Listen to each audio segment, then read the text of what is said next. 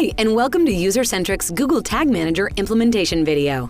My name is Elizabeth, and I'm a product marketer who will guide you through this video. In our last video, we looked at how to implement the Usercentrics CMP directly into your website's code. When doing so, we always recommend adding the CMP script tag directly to the head section of the website. You can find the video on how to do this in the video description.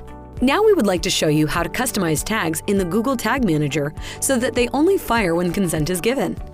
It is important to note that this video discusses our newest and latest CMP version 2.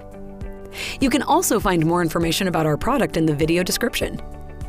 The first step is to go into the code of Google Tag Manager and create a data layer variable for the tag we want to control via the CMP. In our example, we'll use Facebook Pixel. To do this, please click on New under Variables and give the variable an appropriate title, such as Facebook Pixel Variable. For type, we select Data Layer Variable. For the name of the variable, we enter the exact name of the data processing service from the admin interface, which in our example will be Facebook Pixel. Pay attention to the exact spelling of the data processing service. If the service has not been created in the admin interface, you can simply select it from our database and add it to the CMP. Please remember to specify false, that is, no consent as the default value. This status changes to true when a user has given consent for Facebook Pixel to be used. Now, save the variable. We will now create a suitable trigger for our tag, which is only fired when the user has given consent for Facebook Pixel service. To do this, we go to Trigger in the Google Tag Manager and click on New.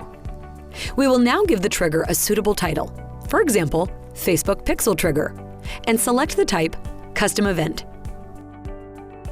For the event name, we enter Consent Status, which will always be fired when the CMP is initialized or when a user interacts with the CMP.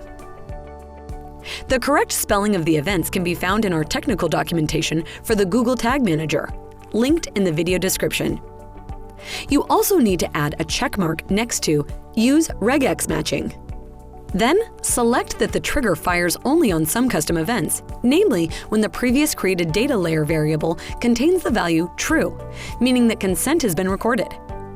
We now have a trigger that fires when the CMP is initialized, or a user changes their consent, and the value of the Facebook Pixel variable is true, meaning consent is present. In the final step, we will go to the Tag section in Google Tag Manager and add our newly created trigger to the Facebook Pixel tag.